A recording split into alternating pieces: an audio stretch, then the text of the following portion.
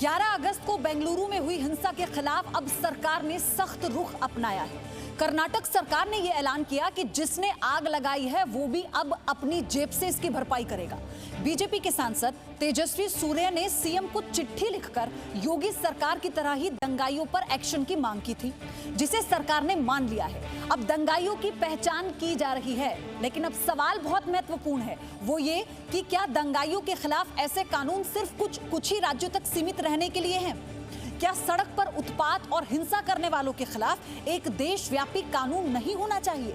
आज की बड़ी बात, आज का मुद्दा यही है और इस पर सवाल के साथ हम शुरुआत करेंगे। क्या अब दंगाइयों के खिलाफ देश में योगी मॉडल जरूरी हो गया है?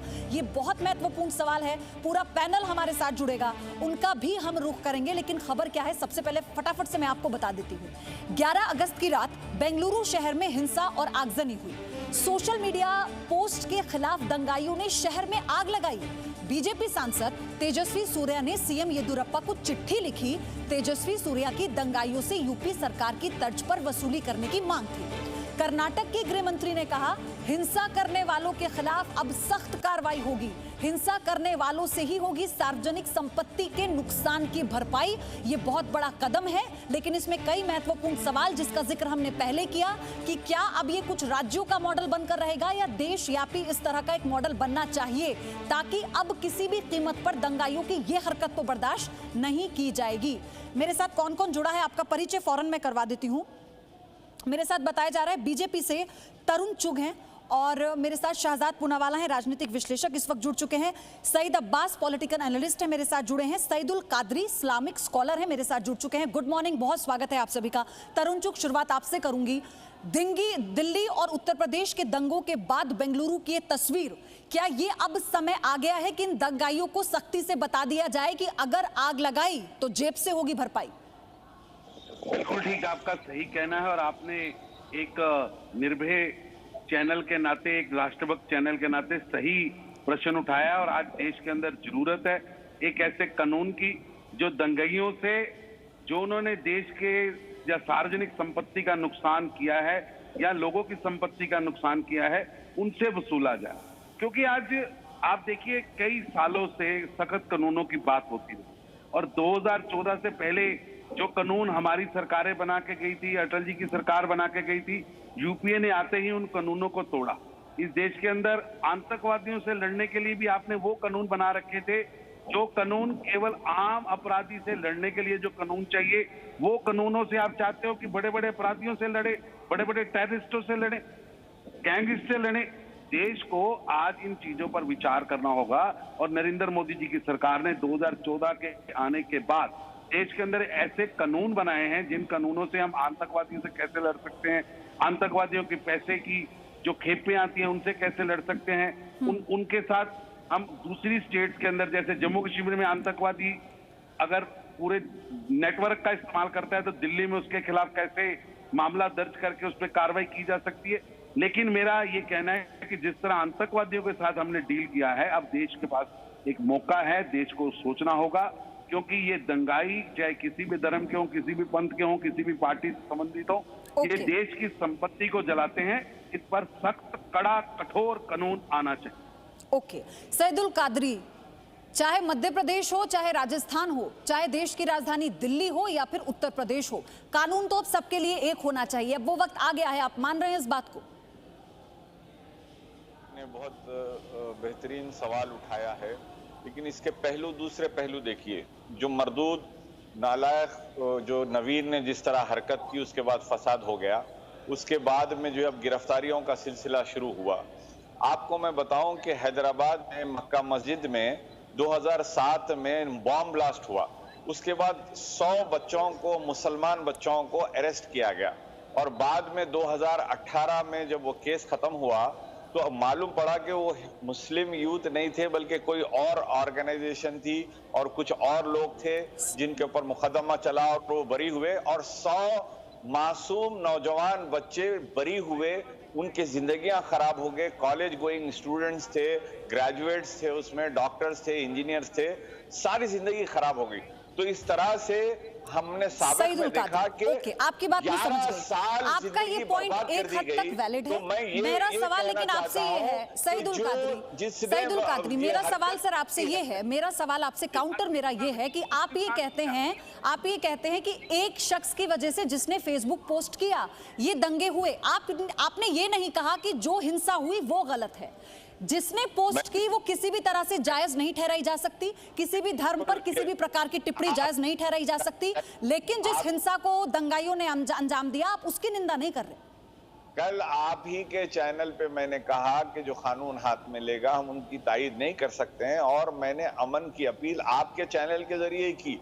यही 10 बजे की बड़ी बहस में मैंने गुफ्तगू की, लेकिन मैं आपको बताना चाहता हूं कि ये एक फसाद हो जाने के बाद में कितने सिर्फ और सिर्फ नंबर बढ़ाने के लिए, काउंटिंग बढ़ाने के लिए मासूमों की जिंदगियों से भी खेला गया।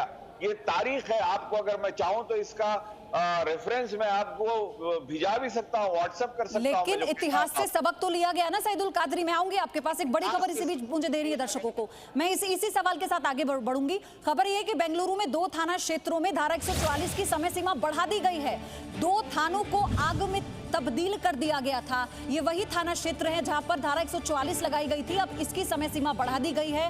और आपको ये भी बता दें कि डीजे हल्ली और केजी हल्ली थाना क्षेत्र में धारा 144 की समय सीमा को बढ़ाया गया। अब 15 अगस्त की सुबह 6 बजे तक दोनों थाना क्षेत्रों में धारा 144 लागू रहेगी। शाहजाद, मैं आपके पास आऊं, लेकिन सईद भी हमारे साथ जुड़े हुए हैं। सईद अब्बास कि अगर 2007 में ऐसी घटना हुई तो उससे तो सबक लिया जा सकता है ना, लेकिन उसका रेफरेंस आज के परिप्रेक्ष्य में देना कितना सही होगा, जब वीडियो में साफ तौर पर दिखाई दिए जा रहे हैं, वीडियो के बिना पर उन्हें आइडेंटिफाई किया जा रहा है, तो अब तो सिर्फ एक ही कदम है कि सख्ती करनी है। मैं आपको सबसे पहले एक बात बता दूं, जो सईदुल कादरी साहब ने बात कही है मैं उसका पूरा समर्थन करता हूं, वो बिल्कुल सही कर रहे हैं। क्या आपको पता है कि 110 अरेस्ट हुए हैं? किस बुनियाद पे? आपको पता है क्या होता है यहाँ पे? ये सबसे पहली बात, जो योगी मॉडल आप बता रहे हैं, ये कर्नाटक है। मैं कर्नाटक से हूँ, पूरी जिंदगी यहाँ पर रहा हूँ, बेंगलुरु शहर का रहने वाला हूँ। ये योगी का लाला नहीं है। यहाँ पे सरकार आप विरोध किसका कर रहे हैं सईद अब्बास? आप विरोध किसका कर रहे हैं? मैं आपकी बात नहीं समझ पा रही। आप यहाँ पर बैठकर योगी का विरोध करने के लिए आए हैं या जो हिंसा हुई उसका विरोध करने के लिए आए हैं? आप ये कहते हैं कि 100 से ज्यादा लोगों की गिरफ्तारी हुई, किस बिना पर हुई? आप मुझे बता सकते हैं कि वीडियो में जिस 100 से ज्यादा की संख्या लोगों की दिख रही है वो कौन लोग हैं? आप उन्हें आइडेंटिफाई कैसे करेंगे? और इस बिना पर क्या आप कहेंगे कि सबको छोड़ दिया जाए? पहले तो आपकी दावत पे आया हूँ, मेरा कीमती समय लेकर, कृपया करके मेरी बात खत्म करने दीजिए। आप वरिष्ठ एंकर हैं, वरिष्ठ एंकर जैसे ही मुझे मौका दीजिए, 30 सेकंड का मौका दीजिए, कृपया करके इंटरप्ट मत कीजिए। अभी मैं आपको दूसरी बात बताता हूँ। योगी मॉडल की बात कर रहे हैं आप सब लोग। योगी मॉडल ऐसा है जो एक्स्ट्रा जुडिशियल किलिंग करता है, एनकाउंटर करता है। कोर्ट को डिसाइड करने दीजिए कौन सही है कौन गलत। कोर्ट डिसाइड करेगा, पे करेंगे नहीं करेंगे, ठीक है सईद अब्बास, बिल्कुल ठीक बात है। मैं आप ही के सवाल से मैं आपसे सवाल लेती हूँ। कोर्ट डिसाइड कर रहे हैं ना, ठीक है, तो फिर संविधान में अपने कुछ नियम कायदे कानून है ना। इन दंगाइयों को तो आपने नहीं किया कि आप उस संविधान के अंदर आकर अपना विरोध प्रदर्शन कीजिए। आप कीजिए ना, इस संविधान ने तो सबको अधिकार दिया है, हमारे देश के संविधान ने। आप इस अधिकार का पक्ष कैसे ले सकते हैं जिसमें आगजनी है, जिसमें हाथ में पत्थर हैं, जिसमें हाथों में डंडे हैं? आप बहुत वरिष्ठ हैं, आप मुझे कह रहे थे, मैं आपसे चाहती हूँ आप बताएं। हाँ, मैं वरिष्ठ सवाल का वरिष्ठ जवाब दूंगा। क्या पूरी गारंटी के साथ कहते हैं कि 110 अरेस्ट हुए हैं, उसमें कोई एक भी बेगुनाह नहीं है? आपको पता है कोड ऑफ लॉ क्या कहता है? चाहे 100 गुनहगार छूट जाए, लेकिन एक बेगुनाह को सजा नहीं देनी चाहिए। क्या आपको पता है कितने लोग सो रहे, घर से उठाया गया जो बेगुनाह थे? तो मतलब आपने पूरे, ठीक, शाहजाद, सईद अब्बास ने पुलिस की किसी भी तरह की जांच को खारिज कर दिया। वो तो ये कहते हैं कि उन्होंने इसमें अपना तर्क दे दिया। उन्होंने उसमें ये कह दिया कि भाई एक भी गुनाहगार सलाखों के पीछे नहीं जाना चाहिए, चाहे 100 गुनाहगार, माफ कीजिएगा, एक भी जो मासूम है वो सलाखों के पीछे नहीं जाना चाहिए, चाहे 100 गुनहगार इसमें छूट जाए। क्या ये तर्क यहाँ पर जायज है? देखिए पयोधी जी, मैं आपको सुप्रीम कोर्ट ने इन विषयों पर क्या बोला है वो बताना चाहता हूं। हमारे देश में पहले तो damage to public property recovery act 1984 से बना हुआ है। हाँ, पर ये कभी लागू नहीं किया गया और इसीलिए 2009 में सुप्रीम कोर्ट ने सुओ मोटो ये फैसला किया, जो आज जी की लाइन है कि जो भी है दंगाई वो करेगा भरपाई। ये सुप्रीम कोर्ट ने सुओ मोटो किया और उन्होंने हर एक राज्य को कहा कि जो भी आपके पास एविडेंसेस है, जो वीडियो फुटेज आता है, सीसीटीवी आता है, उसके बिना पर आप शिनाख्त कीजिए और चाहे कन्विक्शन हो या ना हो, आप जो है पब्लिक प्रॉपर्टी को डैमेज किया जाता है तो उसकी रिकवरी कीजिए। जैसे आप ट्रैफिक का रूल तोड़ोगी पयोधी तो आपको कोई कन्विक्ट नहीं करेगा, आपसे फाइन ले लिया जाएगा। अगर आपको आपत्ति है आप कोर्ट जा सकती है। उसके बाद 2010 में इलाहाबाद हाई कोर्ट ने भी Mohammad Shujauddin versus state of UP के केस में यही चीज कही थी, पर यह कभी लागू नहीं किया गया क्योंकि वोट बैंक की राजनीति थी, दंगाइयों को आपको फ्री हैंड देना था। जब योगी सरकार आई और जो नागरिकता कानून के नाम पे पीएफआई ने दंगे करवाए तो योगी सरकार ने फैसला लिया नेम एंड शेम पॉलिसी और उन्होंने जो होर्डिंग लगाए तो वो फिर से सुप्रीम कोर्ट और हाई कोर्ट जब गया तो वहां पर फिर से योगी सरकार ने एक ऑर्डिनेंस बनाने का काम किया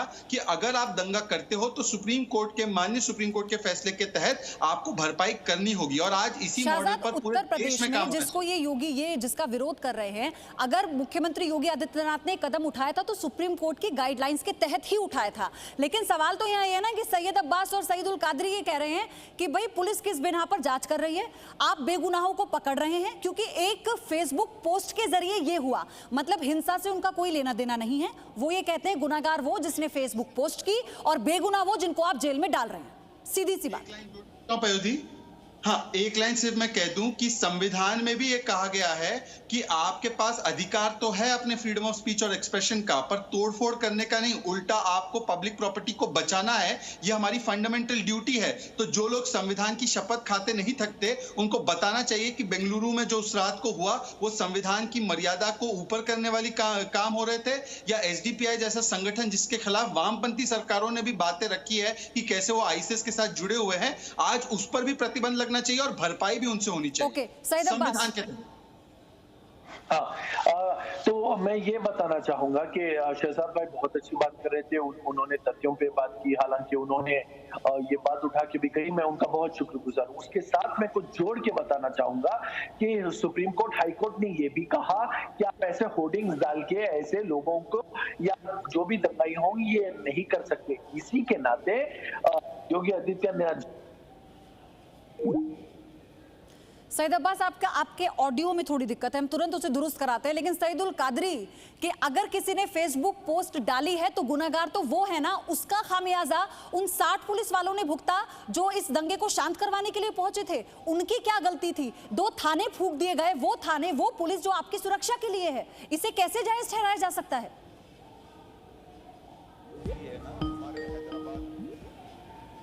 तेलंगाना था, यहाँ पर भी ना हमेशा कांग्रेस के दौर में फसादात होते थे और जो है लोगों को पकड़ा जाता था, जेलों में डाला जाता था। मैं ये कहना चाह रहा हूं कि अगर 100 नौजवान 11 साल के बाद मासूम साबित हो जाते, उनके पर कोई किस्म का कोई आंच ही नहीं आया, बल्कि हिंदुओं ने, मैं नहीं बोलना चाह रहा था ये बात, एक हिंदू पंडित के ऊपर इल्जाम था कि वो बम ब्लास्ट किया, वो बहरहाल बरी हुआ, लेकिन वो मुसलमान नौजवान जो है 100 के 100 बेकसूर साबित हो गए। मैं ये कहना चाहता हूं अगर कोई पुलिस ऑफिसर बाद में ये बेकसूर लोगों को अगर पकड़ने का जो मुजरिम पाया जाएगा, उनको फंसाया था, तो ऐसे पुलिस ऑफिसरों को भी सजा मिलनी चाहिए कि वो गैर जरूरी नौजवानों को सताने के लिए उनके घरों से, उनके बेड पे बैठे हुए कॉलेज में आपकी बात तो ठीक है सईदुल कादरी, गलत जो करेगा वो सजा का सजा उसे मिलनी चाहिए। गलत जो भी है, अगर प्रशासनिक अमले से कोई गलती होती है, अगर किसी भी तरह की कोई गलती लोगों से होती है तो सजा के हकदार सब हैं, सबको सजा मिलेगी क्योंकि कानून ऐसा है। लेकिन तरुण चुग, मैं आपके पास आ रही हूँ, लेकिन सईदुल कादरी आपको ये भी तो समझना होगा ना कि वीडियो अब एक सबूत है, दौर बदला है, ये 2007 नहीं है जिसका जिक्र आप कर रहे हैं, ये 2020 है। बिल्कुल 2020 है। ये बहुत अच्छा है कि कैमरों का दौर है, सीसीटीवी कैमरों का दौर है, यकीनन निशानदेही की जा सकती है, लेकिन तारीख को आप उठाकर देखिए, जब जब फसाद हुआ है उस फसाद का सियासी फायदे उठाए गए। जैसा गुजरात में फसाद हुआ तो आज तक बीजेपी हुकूमत से हट नहीं सकी, जब मुजफ्फरनगर में फसाद हुआ तो आज दिक्कत ये है ना तरुण चुग, पहले आप अपनी बात रखिए। तरुण चुग, आप कुछ कहना चाहते हैं? ठीक, सईदुल कादरी, ठीक है सर आप इतने जिम्मेदार व्यक्ति हैं, आप किसका प्रतिनिधित्व करते हैं? आप ये सोचिए, आपकी हर बात का कितना महत्व होता है, आप ये सोचिए। तो आपसे वही एक्सपेक्टेशंस है ना, दर्शकों को भी और मुझे भी है।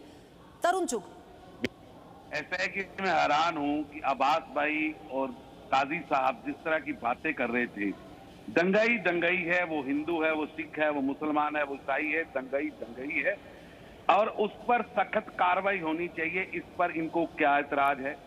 फिर दूसरा, ये जिस तरह पक्ष ले रहे थे कि भाई नाजायज लोगों को उठा लिया गया, मैं पूछना चाहता हूं, एक पुलिस स्टेशन के अंदर आप FIR रजिस्टर्ड कराने जाते हो, उसके 10 मिनट के अंदर पुलिस स्टेशन के बाहर 3000 लोग आपने हाथों में हथियार और पेट्रोल बम लेकर आते हैं। क्या ये सुनिश्चित नहीं है?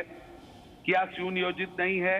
क्या उसके बाद जगह जगह पर उस दलित विधायक, चाहे वो कांग्रेस का है, उसके घर पे हमला होता है? आप किसी को सजा देने का अधिकार आपको किसने दे दिया? अदालत किस लिए, कानून किस लिए? और आप कह रहे हो कि 110 लोगों को पकड़ा। अरे भाई साहब, 100 से ज्यादा बड़े वाहन चले हैं, 3 लोग मरे हैं, 100 से ज्यादा जख्मी हुए हैं और आप कह रहे हैं हुआ कुछ नहीं, जब FIR गलत दर्ज हो गई। अरे फर्स्ट इंफॉर्मेशन रिपोर्ट है भाई साहब। ओके सईद अब्बास, 10 सेकंड्स में आपको दे पाऊंगी, समय मेरे पास बहुत कम है, जल्दी से अपनी बात रखिए। तरुण चुग साहब, आपने बहुत बढ़िया बात कही है, मैं आपकी बात को बिल्कुल मानता हूँ। दंगाइयों का कोई धर्म नहीं होता, चाहे वो हिंदू हो, मुसलमान हो, सिख हो या ईसाई हो। लेकिन मेरी बात यह है, जो कोर्ट ऑफ लॉ की बात है, दंगाइयों को अगर वो गिल्टी हैं, उनको जरूर कड़ी से कड़ी सजा दी जाए, लेकिन अगर बेगुनाह तो इस पे रुख किया जाए, जो हमारा कोर्ट ऑफ लॉ उस पे रुख किया जाए, क्योंकि एक भी बेगुनाह को सजा बात तो नहीं। सिर्फ इतनी है कि अभी तो गिरफ्तारी हुई है, आगे जांच चलेगी। आप अगर पहले से ये कह देंगे कि बेगुनाहों को गिरफ्तार किया है, आप अपना भी तो बेस सोचिए ना, आप किस बिना पर ये बात कह रहे हैं? अगर वीडियो में वो दंगाई दिखते हैं, उस बिना पर पुलिस उन्हें हिरासत में लेती है, आप पुलिस की कार्यशैली पर हर बार सवाल नहीं खड़े कर सकते ना, ये आपको सोचना होगा। और अब वक्त आ गया है, किसी भी धर्म से उठकर, किसी भी मुद्दे से उठकर, किसी भी पार्टी से उठकर उन दंगाइयों को सख्त संदेश दिया जाए कि अगर हाथ में माचिस की तिल्ली ली, डंडे लिए, पत्थर लिए, तो उसका अंजाम अब उन्हें भी खुद भुगतना होगा, आम जनता नहीं भुगतेगी। बहुत बहुत धन्यवाद आप सभी का इस चर्चा में शामिल होने के लिए। Presenting B News app available on Google Play and App Store. Download it now.